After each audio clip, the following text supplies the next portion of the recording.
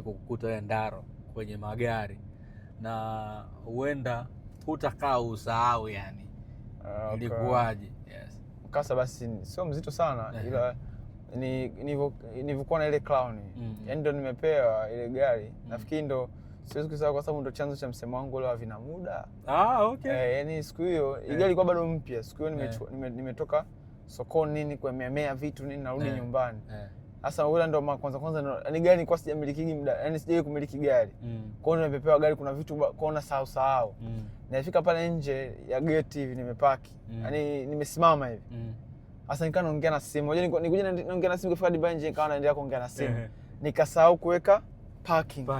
Kumbe bado iko kwenye drive, mimi nishasahau.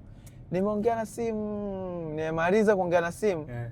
Nikaizima gari. Sasa ukiizima gari Crown kama Toyota inazima. Inazima. Ilivyozima kumbe bado iko kwenye drive, mimi sijui. Kwa hiyo nilichokifanya mimi nikashuka. Nikatoa vitu kwenye gari, nilikuwa nimememea pale hivi.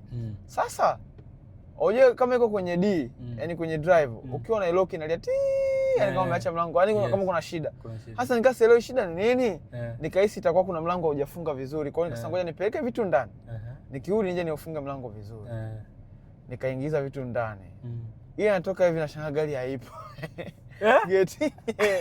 Gari imeenda wapi? Naangalia kwanza natafuta gari hivi.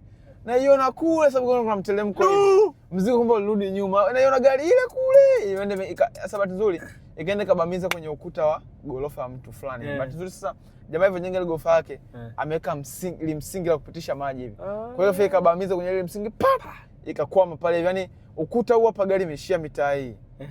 Kwa hiyo gari nikafika nikaangalia ile gari nikaitoa, nilivyoitoa nikampelekea fundi. Nampelekea fundi. Sasa mimi nampelekea fundi ndo nikawa sasa gari si nimepewa tu hata mwezi haujaisha. Ndo nikawa nasema vina muda basi hivi magari. Unapewa siku mbili ushaliharibu, vina muda. Nikawa naongea hiyo kauli. Sasa niliongea hiyo kauli watu wakawa wanairudia sana. Vina muda? Vina muda. Nikaona mbona hiki kitu nitakaifanya kabisa. Kwa hiyo ndo nikaitafutia tu namna nikatengeneza content kabisa ya vina muda basi. Vina muda mpaka kwa mahusiano, vina muda kwa nini? Ndio chanzo cha msemo wa vina muda kutokea pale. Yes, kwa hiyo ile tukio ndio lilinifanya mimi nikaja na ile yani ikatokea audio yani idea ya vina muda.